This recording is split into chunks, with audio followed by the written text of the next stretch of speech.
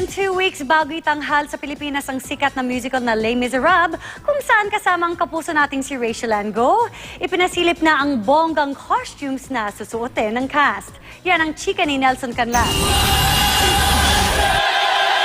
Sa pagharap nila sa media last week, ipinakita ng cast ng Les Miserables ang kalibre ng kanilang tinig. Kabilang ng kapuso nating si Rachel Ann Go na gaganap bilang Fantine.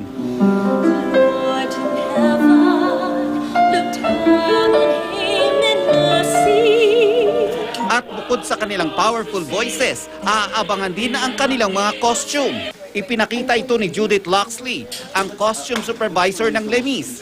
Ayon kay Judith, humigit kumulang 1,500 pieces ang costume na gagamitin sa buong pagtatanghal. Masusi nila itong idinidisenyo, tinatahi at nilalagyan ng effects para magmukhang luma, akma sa mga damit noong panahon ng French Revolution.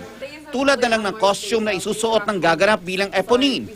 Ganitong-ganito rin daw ang isinuot ni Lea Salonga sa Les Mis sa Broadway noong 1993 at sa West End noong 1996. Istrikto raw nilang sinusunod ang disenyo hanggang sa huling detalye ng bawat costume sa bawat Les Mis production sa buong mundo. Detalyado ang mga ito na pinaglalaanan ng oras at talento ng department ni Judith. The actual design and what we want to achieve is the same, so that there's a lot of continuity. So this production in Manila will look exactly like it does in Australia, as it does on Broadway and in the West End. Noong 2013 pa raw sila nagsimulang gumawa ng costumes para sa pagbubukas ng musical sa Maynila ngayong Marso. We started back in end of 2013 and by early 2014. Yeah, so it takes quite a few months. Yeah, so there's quite a lot of tailoring. There's over 1,500 items.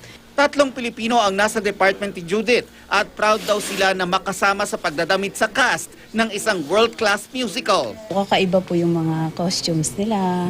Gaano kahirap ang trabaho ninyo?